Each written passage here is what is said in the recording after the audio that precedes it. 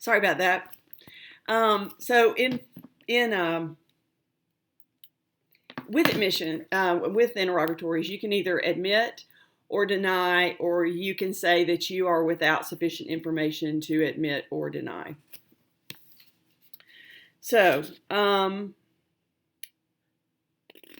as you can see, the paralegal plays a very big role with regard to interrogatories. In fact, the paralegal can really do most of the work with regard to the interrogatories. A good paralegal who can do that is a very big asset to a law firm.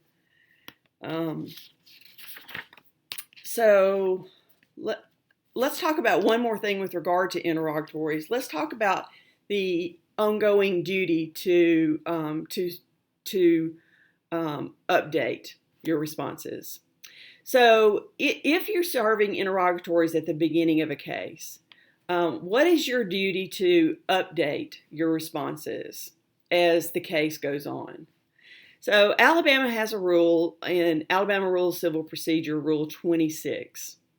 And Rule 26 says that you are only required to supplement your responses when the identification, with regard to the identification and location of people having knowledge of discoverable matters, and the identification of each person to be called as expert witnesses, the subject matter on which the experts are expected to testify, and the substance of the witness's testimony.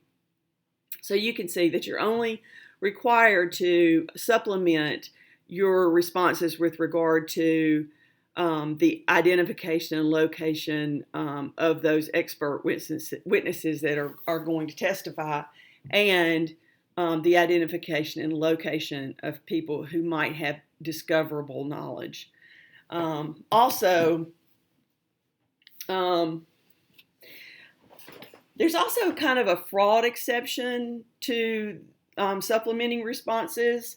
A party is under a duty to seasonably amend or change their responses if a prior response, to amend a prior response, if they obtain information that a party knows the information was incorrect when they made it, or knows that though the information was correct when they made it, it's no longer true, and failure to amend it is a knowing concealment.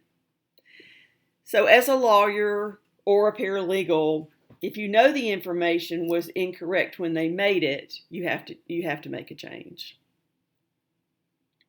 In other words, when you find that out later.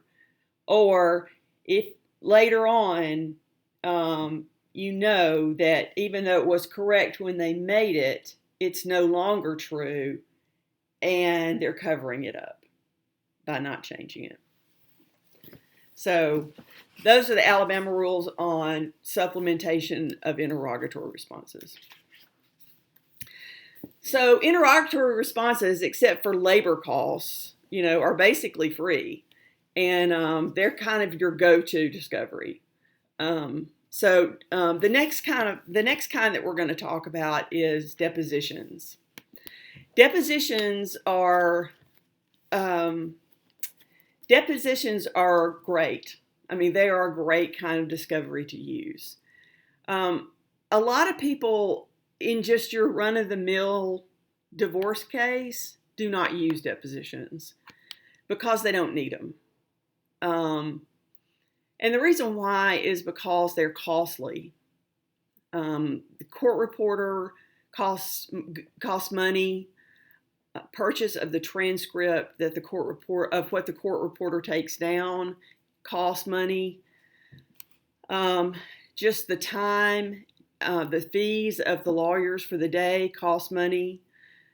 So usually, if it's not a divorce where there is, a good amount of money involved, usually the deposition costs more money than you have in marital property. So if you don't have a good amount in the pot, a deposition isn't worth it. But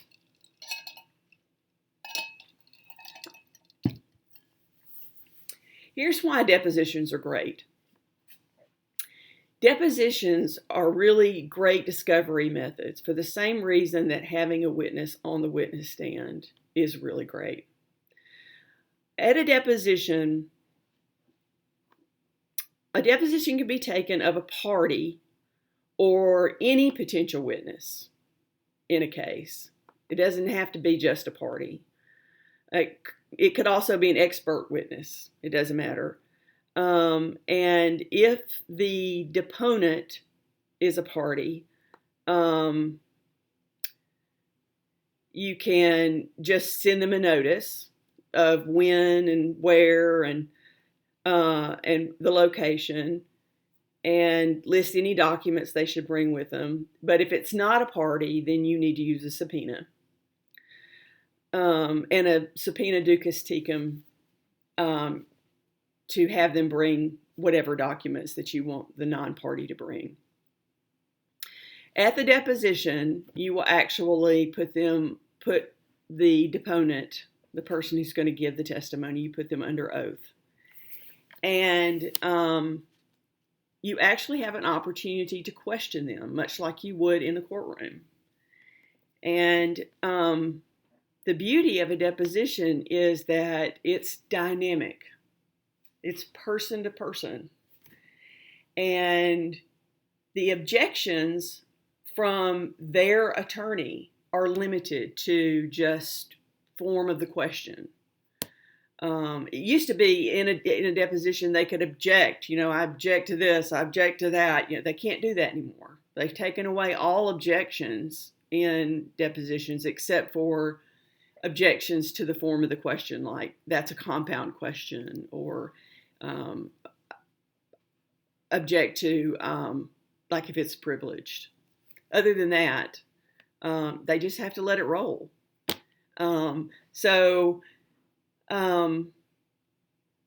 You really get to see their affect.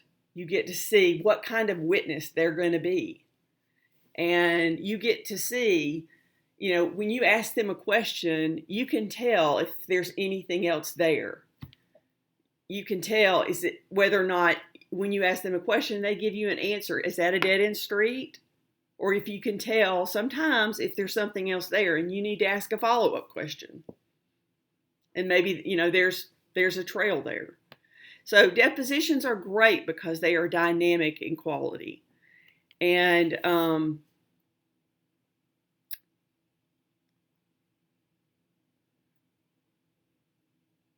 even though you can prepare your witness for a deposition, you cannot provide for everything that's going to happen. Every deposition brings surprises. I will say that. I'll tell you a good story. One time I represented several people who were bringing age discrimination claims against this company. And obviously they were older folks. And most of them were from out in the county, not Morgan. They were out from Lawrence County. And one of them in particular, this older fella, he was really, really country. And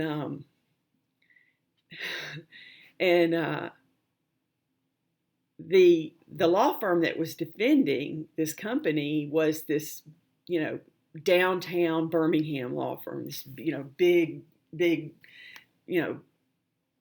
13th floor downtown Birmingham law firm.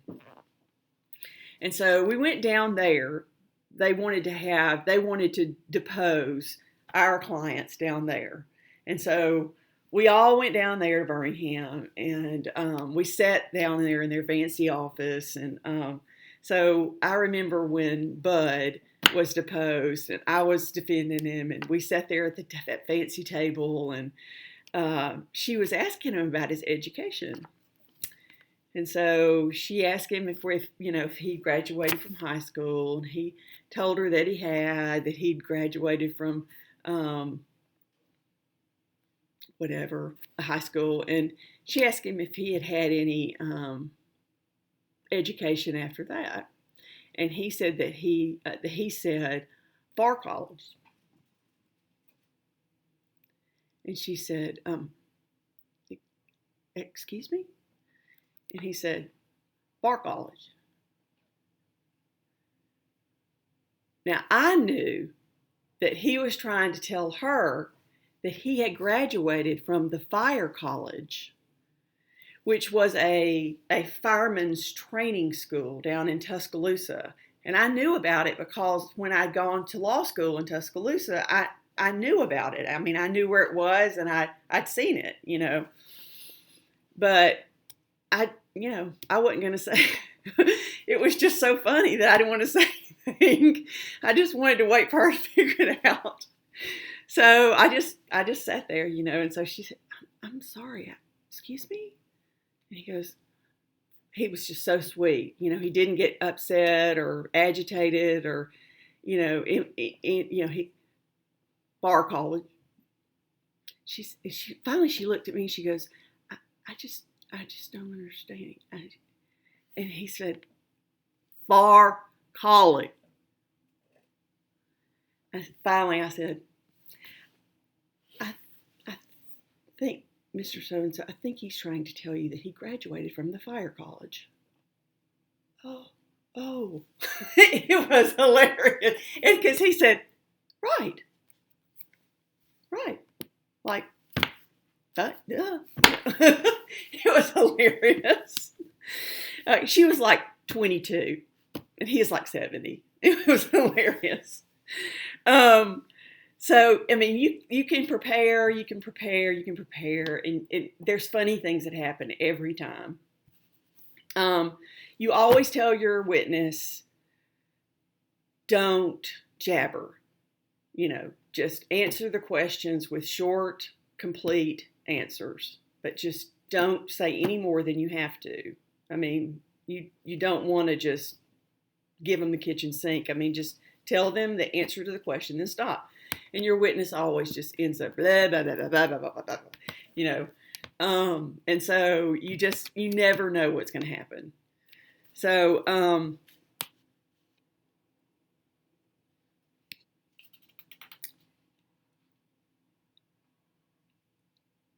I will say that you do get, not only do you get the benefit of assessing the credibility of their witnesses, but you also get a chance to assess the credibility of your own witness.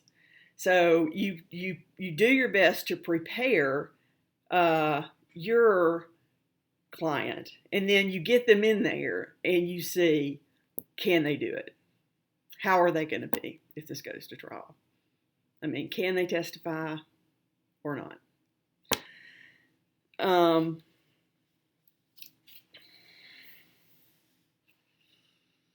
So the best time to do a deposition, if at all, really, is once you get those interrogatories answers back, and after you do a request for production, and after you get all that back and establish some things, and only after that to see whether or not you even need one, whether you have to have one, and then see if you really want to spend that money.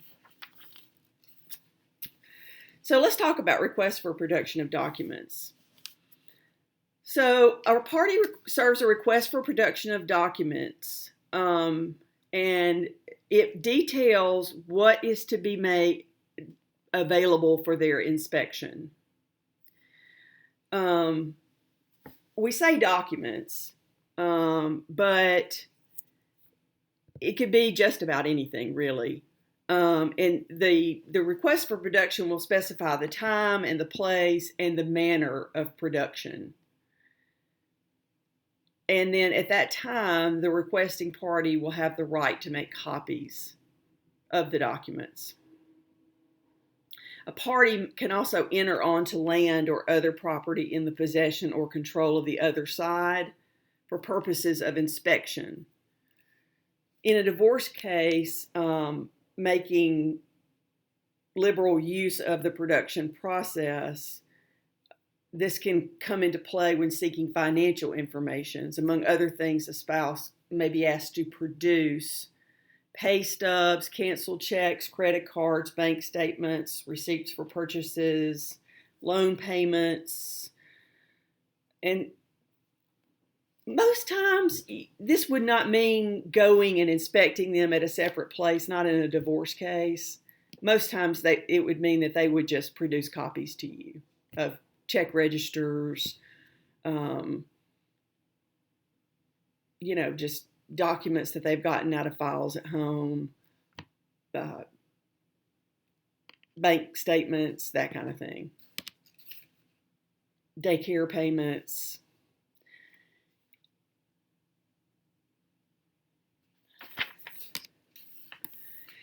Your book goes into a long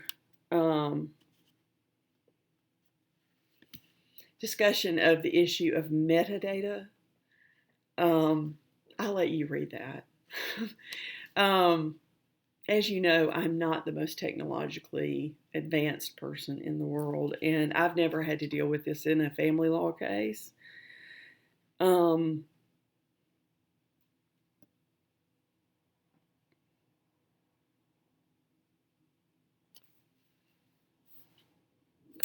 But I did read an Alabama case that required it all to be turned over, including the metadata, when it had to do with when even the metadata had to do with was within the realm of discoverable material. So let's go to page 484 and talk about requests for physical and mental examinations.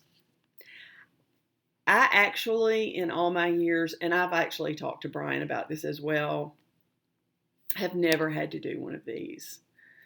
But although this is atypical, this might come into play if, for instance, you had a claim for alimony because of an undocumented disability claim, or if you had, it was a custody case and you felt like the other spouse was not capable of taking care of the child because of a disability, and they were claiming that they were capable.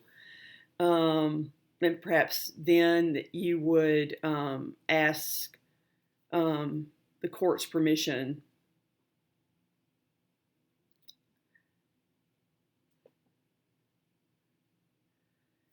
that for the other party to be required to submit to a mental or physical examination. And like it says, it can be mental or physical. So, and you'll see in these boxes the role of the paralegal. These boxes, these are fairly good descriptions of steps to be taken before, for each one to take place. And they're definitely worth reading. So on page 485, requests for admissions, the final discovery device is a request for admissions. Request for admissions is where one side asks the other party to admit to specific legal or factual allegations, and to the authenticity of documents or to the qualifications of an expert witness.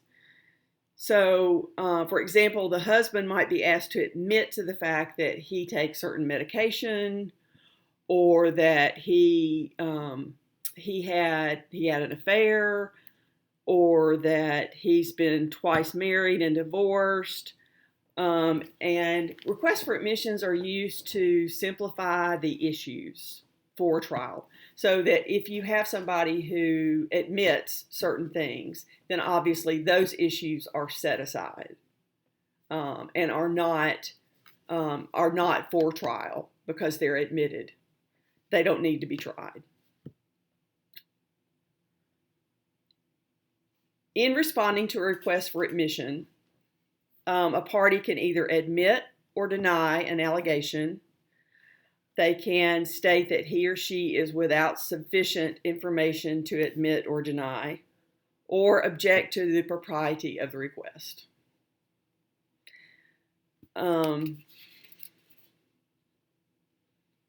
They do have a duty to conduct a limited inquiry.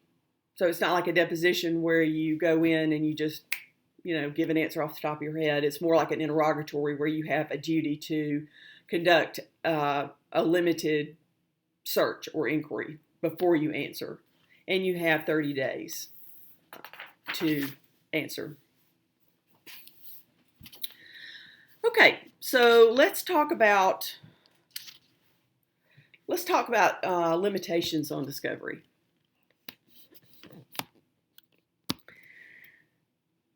So what happens if you get discovery requests and you believe they're excessive? They're asking for too much. They're too broad, or it's just too much. Then you might bring a motion for a protective order. You might bring a motion for a protective order if what's being sought is irrelevant or privileged information. But the court will look at it and decide whether it's appropriate, and the standard is whether or not it is brought to bring about annoyance, embarrassment, oppression, or undue burden or expense. If the answer is yes, then the court may impose limits on the discovery. However, as I said before, discovery is going to the scope of discovery is going to be broad. Period. So one can seek protection from discovery, but one is not going to get relief from discovery, usually, if it is within the realm of discoverable material. So unless it is specifically brought for these reasons: annoyance, embarrassment, oppression, or undue burden or expense.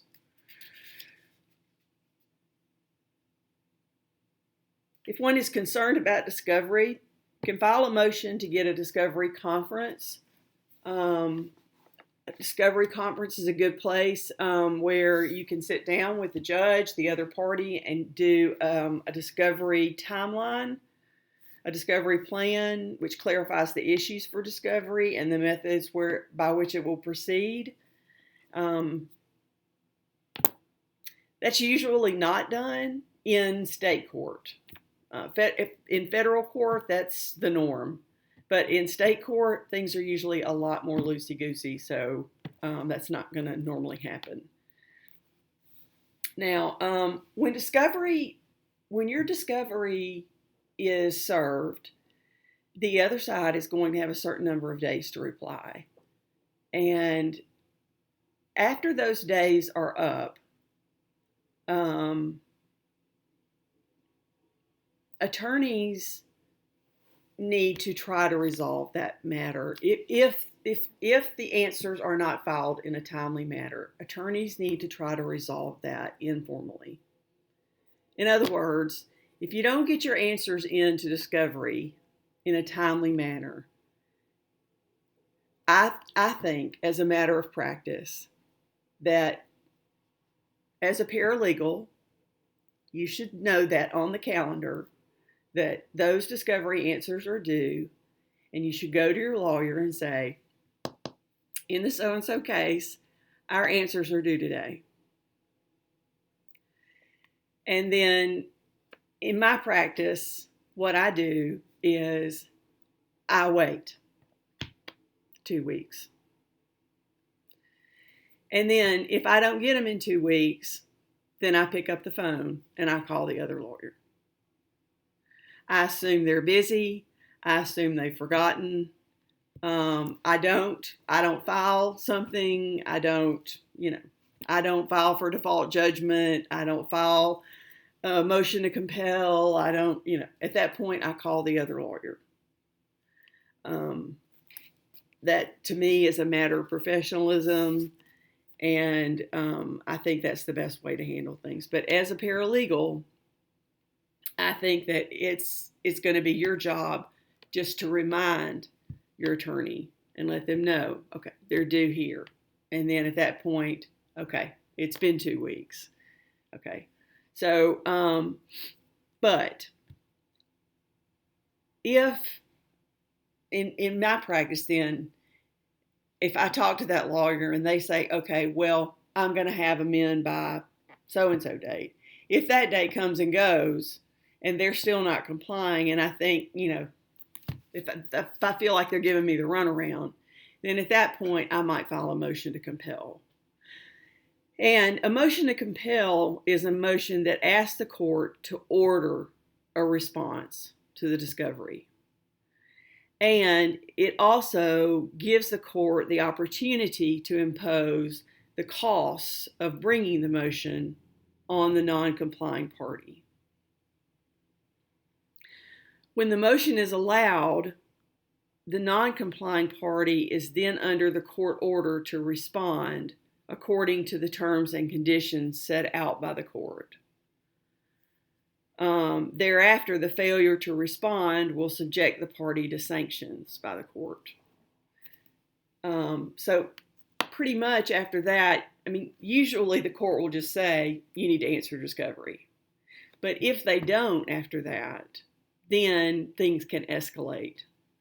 Possible sanctions after that can include imposing costs, treating certain matters, certain issues that are in contention as established, preventing the sanctioned party from introducing certain evidence at trial, and in extreme cases, entering a default judgment or a dismissal of the action altogether, obviously, if they're the plaintiff. So it's important as a paralegal, it's important for you to always do good calendaring work, not only on both sides, so that you know when answers are due to send answers in, but you also know when answers are due, because your lawyer is going to be counting on you for that.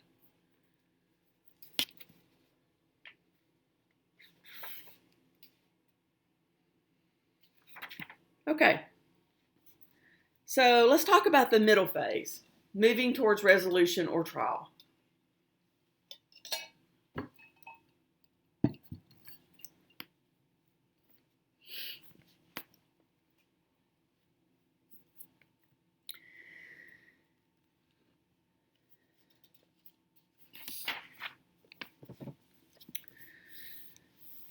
Page 488. We're going to talk about motion practice. During a divorce action, issues come up that require immediate action. And any order that's entered in response to a motion that's brought up is a temporary order, and will eventually be superseded by the final divorce order. So the fact that the relief is temporary, but the fact that the relief is temporary doesn't make it less important. It just means that eventually the court will hear all the issues and will issue a final divorce order that will take into account all the evidence and will be the final order over everything. As a basic rule, a court's ruling on a motion during the pendency of a divorce action cannot be appealed, because the right of appeal generally attaches to a final order. So let's talk about preparation and service. Motions are prepared in writing, and they are served on the other party, together with notice as to when and where the motion is to be heard.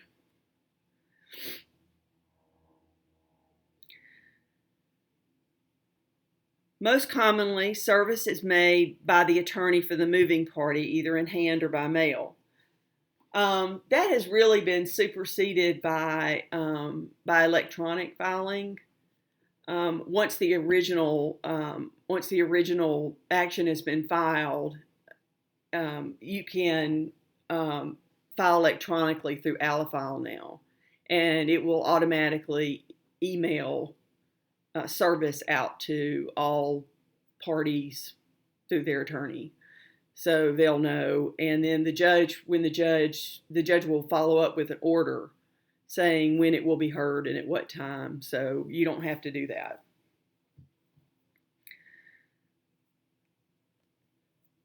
Frequently, when you prepare a motion, you also prepare an affidavit, or as Brian's client once called it, an act of David.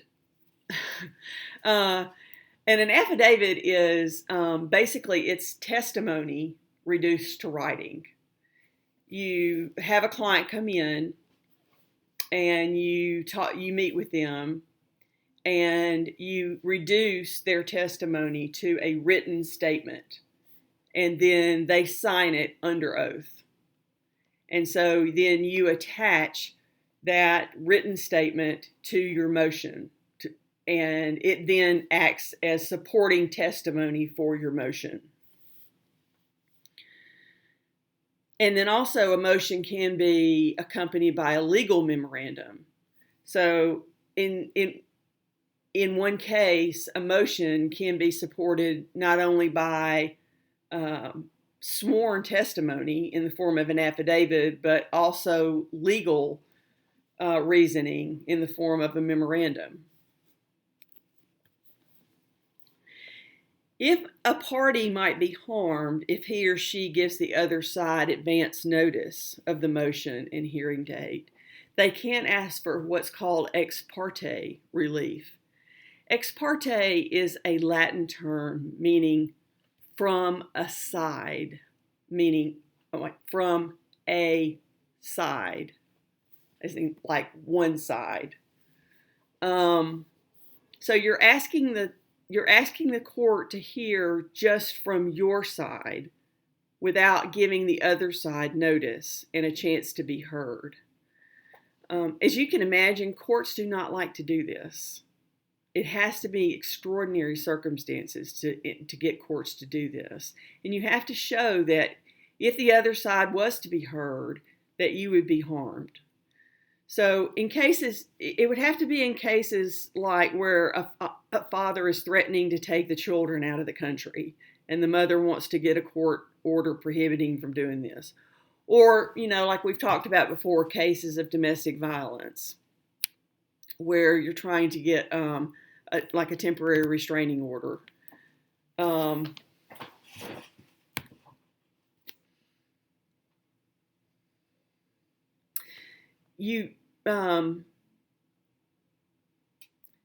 if the court does grant you ex parte relief, the court will then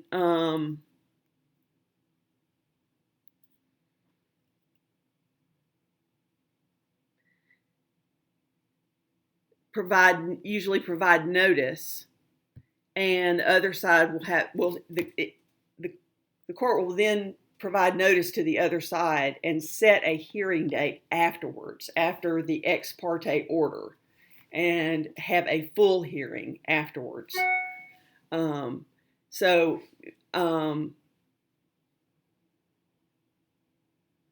Let's see. When we talked about protection from abuse orders, Remember how we talked about you could go in and you could get ex parte relief, and then after that they would set a full hearing. Remember how we talked about a lot of times people would go in and they would get ex parte orders, but then sometimes they wouldn't follow up and come to the full hearing. So that's how courts do it. You can go in and get your ex parte relief, but the court is going to send out notice to the other side and allow for a full hearing to follow up on the ex parte hearing. And that's how courts do with any ex parte relief because of the due process clause of the Constitution that requires equal notice, the right to be heard. So, presentation to the court.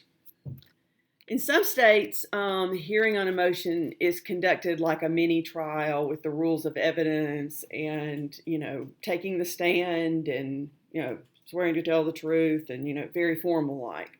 But in most states and courtrooms, hearings on motions is a little more informal. And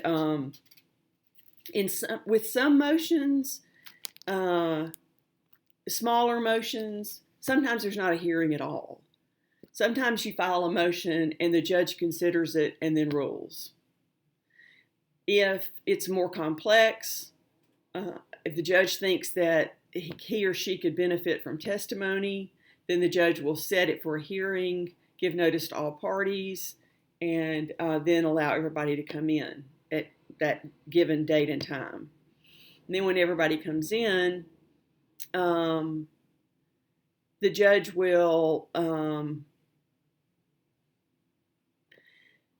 the judge may allow testimony, sworn testimony, but it's probably not going to be as formal as a trial.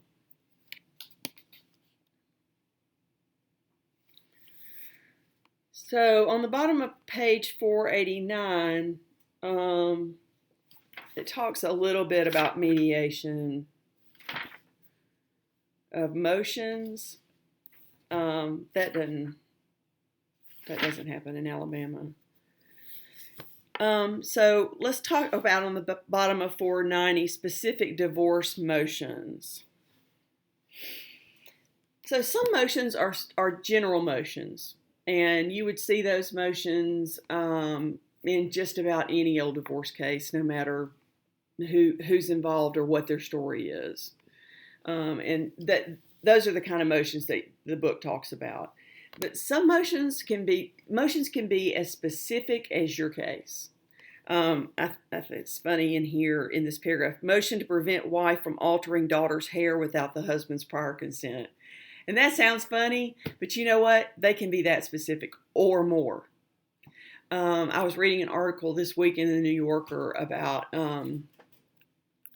problems between husbands and mothers and fathers, and their struggles about whether or not to allow their children to take hormone blockers to keep them from going into puberty when they feel like they're trans. And you can imagine how specific those motions would be. So a general motion that you see a lot of times, is a motion for temporary custody and visitation. So a mother and a father in a divorce case, one of them is going to move for temporary custody and visitation. And when one party files the motion, they'll ask the court to award them temporary custody. And after a hearing, the court may or may not do that. And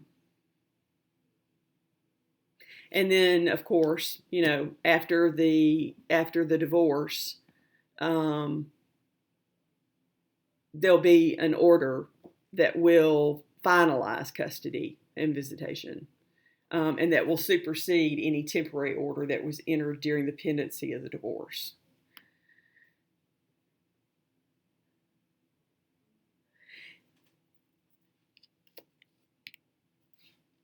let's see. So,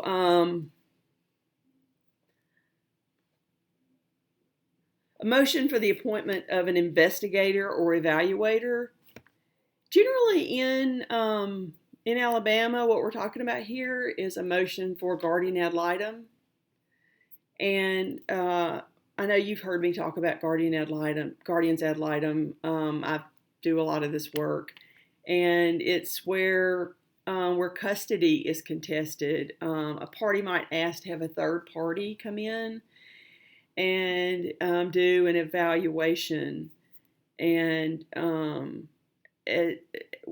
talk to the parents, other involved adults, maybe teachers, neighbors, spend some time with the child, and visit in the homes of both parents. And then the book says to may write a report with the court containing his or her recommendations. That's no longer considered to be the best thing to do because it's just not considered the best thing to do. But anyway, but to give a recommendation about what they think the best thing to do would be with regard to custody and visitation. Sometimes a situation may call for something, a person who's more of an expert, maybe a counselor or a mental health professional like a psychologist, and that can be done as well.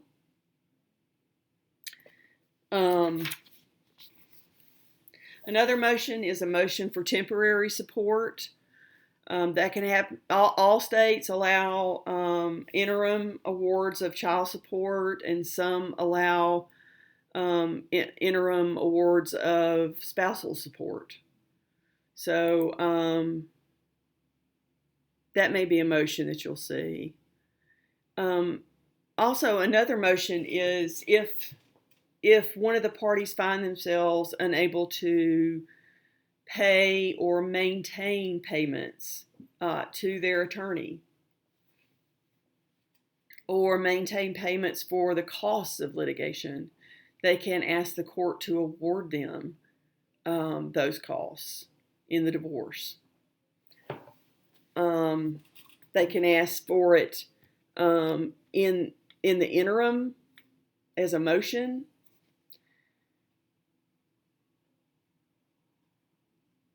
Or they can ask for it afterwards to be awarded, just out of the kitty when the marital property is divided.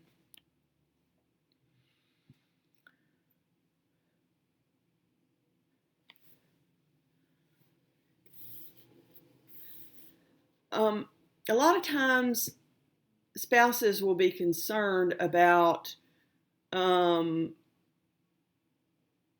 one or about the other spouse hiding or destroying assets in order to keep the other one from getting a hold of them. So they might bring a motion to ask the court to issue a restraining order enjoining the other spouse from disposing of or encumbering assets in question. They can ask excuse me. Sorry. This is just not as easy or as fun as being with you guys. They can ask the court to attach the property, which serves to put the world on notice that the asset is an unresolved claim. So that's going to be like a lien on the property. And it makes the asset difficult to sell. Remember, we talked about that being like a sleeping, it's like a sleeping debt on a property that you may or may not know is there. So A company can also freeze assets that belong to a spouse. They can freeze a bank account, for instance. So they let a bank know that they would order a bank not to allow the spouse to withdraw or transfer funds. That's not all that uncommon. I mean, I've seen that done a few times actually. So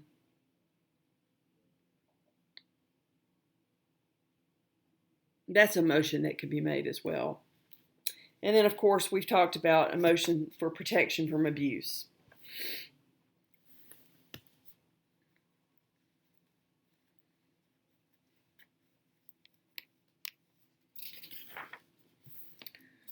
All right. Moving right along.